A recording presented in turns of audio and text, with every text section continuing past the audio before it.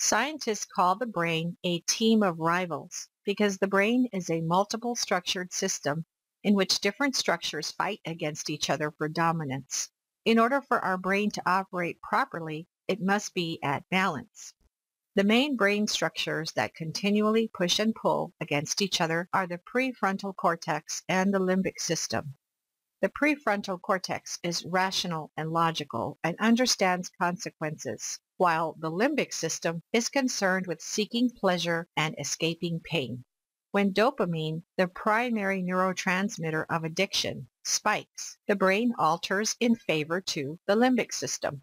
Because of how our brains are built, pornography is a perfect drug delivery system because it exploits the very mechanisms that our brain has built to enable us to survive.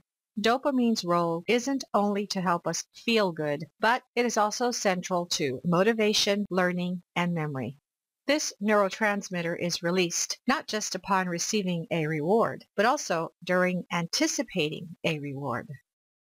What this means to addicts is that a spurt of dopamine will release during a trigger because of the anticipation of a reward before you have even begun to take the drug itself. For example, the smell of a cigarette to a smoker, the sight of a beer bottle to an alcoholic, or a picture of a half-nude woman flashed on the computer screen to a porn addict will squirt dopamine in the brain. Researcher Dr. Childress put it this way: it's like having a miniature high before they even get there.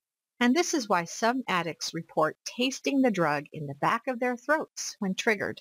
When dopamine spikes at the anticipation of a reward, it creates a seductive pull in which the limbic reward system starts to dominate the rational brain structure. It is important to note that all addictions are really chemical addictions inside the brain, regardless if it is to cigarettes, drugs, food, alcohol, or pornography. The reason these addictions often feel different to the user is how they affect non-dopamine neural networks. This is why some people prefer some drugs over others. But when it comes to pornography, it exploits our neural networks and limbic reward system in a remarkable way.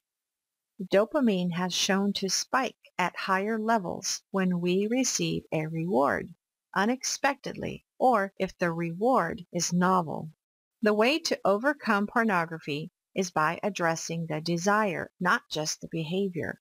Rewiring the brain out of pornography's compulsive grasp is essential, and this is what the Truth of Addiction system shows you how to do.